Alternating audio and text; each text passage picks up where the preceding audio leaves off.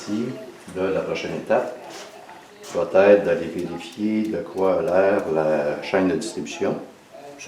Dans le langage, bon, en anglais, c'est la timing chain. La traduction de chaîne de distribution a été, selon l'Office de la langue française, une chaîne de distribution. Personnellement, je préfère appeler ça une chaîne de synchronisation parce que ça synchronise le bas du moteur avec le haut du moteur. Donc, cette étape-ci, pour ce faire, il faut d'abord enlever le coil valve, ce qu'il y a au-dessus. Pour ce faire, on va enlever chacune des bougies. Ensuite, il faut extraire la poulie principale et ici, il va y avoir une botte qui va être pas évidente à enlever. Donc, avant d'enlever ça, il faut enlever la poulie principale. Il faut aussi enlever la poulie de la pompe à eau parce qu'il y a une petite botte qui est drôlement bien cachée ici et la poulie va gêner. Donc, ça, c'est ce qui s'en vient. C'est sûr qu'il va peut-être avoir quelques connecteurs à défaire au travail. Pour ce qui est du reste, l'alternateur est beau. Le bearing de la pompe à eau est beau. Le bearing du tendeur, qui a été changé il n'y a pas si longtemps. Celui qui m'inquiète un petit peu, c'est le bearing du compresseur d'air climatisé. En fait, il ne bouge pas tellement. C'est plus le bruit qui m'achappe. Donc, on va y aller avec ceci. Ah oui, pour bien faire, je vais aussi sabler avec un papier assez grossier le contour ici parce que je veux amener la poulie principale sur son point mort, c'est-à-dire le TDC, le Top Dead Center, pour m'assurer que le piston numéro 1 soit complètement en haut. C'est ce qu'il suggère fortement dans le manuel du service. Même si, ah oui, il va falloir que je le fasse parce que si j'ai des choses à remplacer autour de la chaîne de synchronisation, ben là, j'avais pas le choix. Il faut que le bas et le haut du moteur soient bien synchronisés. Parfait. Fait que c'est juste des petites bottes de 10 mm, ça devrait bien aller. Ici, ça ressemble à du 10 aussi, sauf les supports qui, elles, sont du 12 ou du 13. Et ici, on a une botte de 19. Bon, voilà pour cette partie. Donc, je viens de gratter, je viens de sabler tout le tour. J'ai retrouvé les points de repère. On a ici le point mort. Et ce qu'on a ici, c'est juste pour s'assurer qu'on est au bon endroit pour le point mort. Voilà. Donc, là, je commence à déshabiller. Bon, là, j'enlève les transformateurs, les bobines d'allumage sont enlevées. Toujours une petite botte de 10 mm. Et là, ce que je fais, c'est que j'aime bien l'expression américaine qui disent qu'ils vont craquer. Crack it loose. On va juste les desserrer manuellement. Comme ça, s'il y en a une qui est coincée, je n'aurai pas nécessairement de problème avec ça. Ensuite, je vais y aller avec la visseuse. Ceci. On va essayer de ne pas en oublier ce coup-là. On entend bien. Voici. Je vais en avoir une autre. Ah. Il va falloir en enlever ici aussi. Parfait, il y en a là.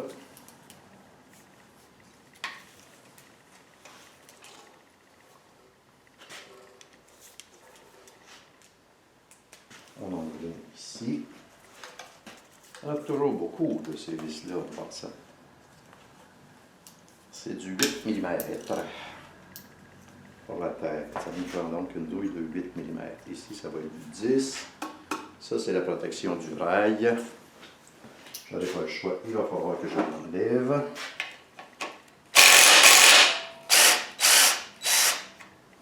Et de une.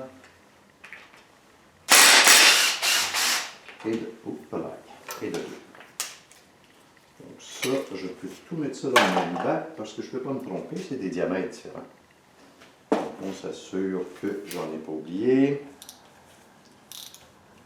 Voilà. Ici, celle-ci est faite. Celle-ci est-elle faite? Oui. Celle-ci est faite. Ça, c'est fait. Le rail. Est-ce qu'il reste d'autres choses sur le rail? On dirait. Ah oui. Il y en a deux. Deux derrière. Deux derrière. On craque. C'est des tout petits de 8 mm aussi. On craque. Ça.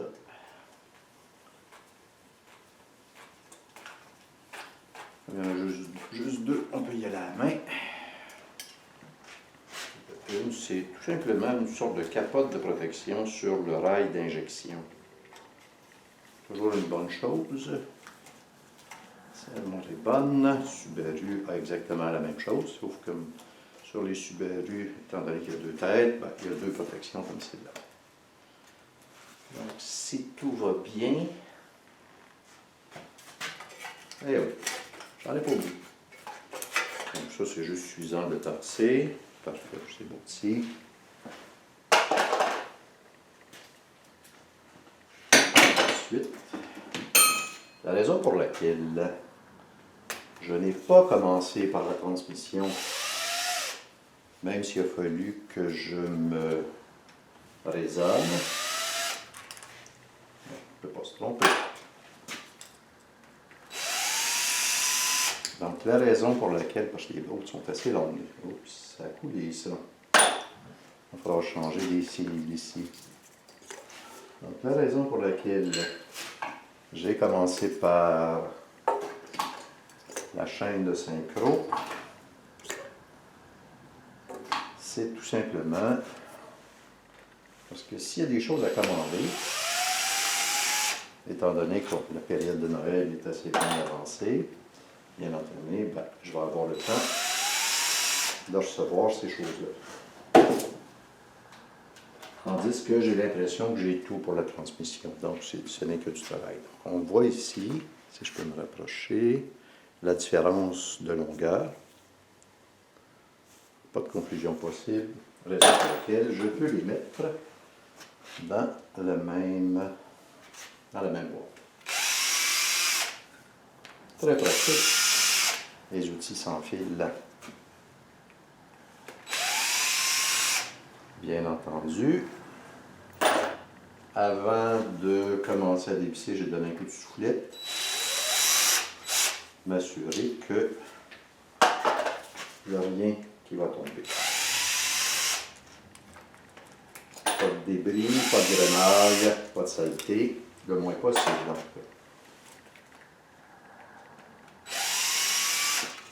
Il faut avouer que le couple de serrage de ces petites bottes-là va être aux alentours de 10 Nm.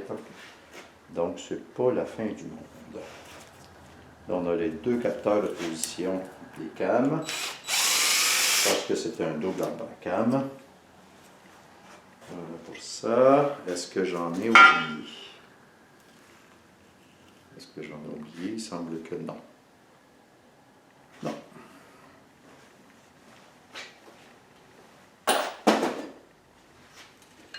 Donc, on va essayer de lever le tout. Normalement, je devrais avoir des espèces de petits points d'appui. Mais ici, je fais le tour. Une propension assez forte. Ah, il y a une tige d'alignement ici. Il y en a une autre. Il y en a une autre ici. Donc, il y a deux tiges d'alignement pour s'assurer que... Et ça, c'est souvent un petit bug. Parce que faut se combattre. Faut...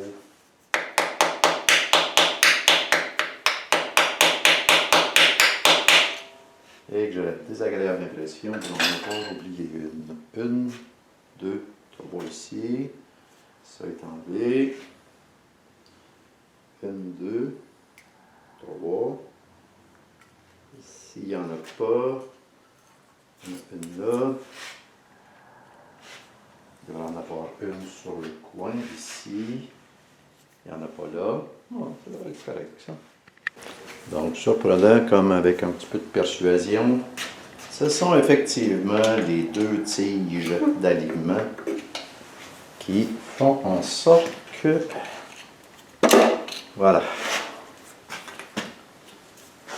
Qui font en sorte que c'est si difficile à enlever. Pourquoi? Parce que les tiges en question se remplissent de toutes sortes de chemins. Voilà. Avec la gasquette. Et voilà. Il n'y a rien de trop sale là-dedans. La chaîne semble belle. Un bébé point mort. Bon. Que je vais enlever d'abord la poulie de la pompe à eau, puis ensuite la poulie principale. Ça va être, bon, la poulie de la pompe à eau est ici. C'est ça mieux se placer pour la caméra. Donc la poulie de la pompe à eau est ici. C'est 3 bottes de 10 mm, ça devrait bien s'enlever. Cette botte-ci, elle, disons que ça va être une autre paire de manches de déplacer ça, parce que ça fait un certain temps que c'est là. Bon, comme ça va être juste du dévissage, je pense pas que ça vaille la peine. Ici, on a des bottes de 10 mm un peu partout. 10 mm, puis ici, ça va être du 13 ou 14 mm. 12 ou 13, pardon. Donc, rien de particulier. Je refilmerai lorsque j'aurai enlevé la capote du couvert de valve. Ah, il y en a une petite au centre. Ah, c'est bon, ça. Bon, un petit arrêt de filmage.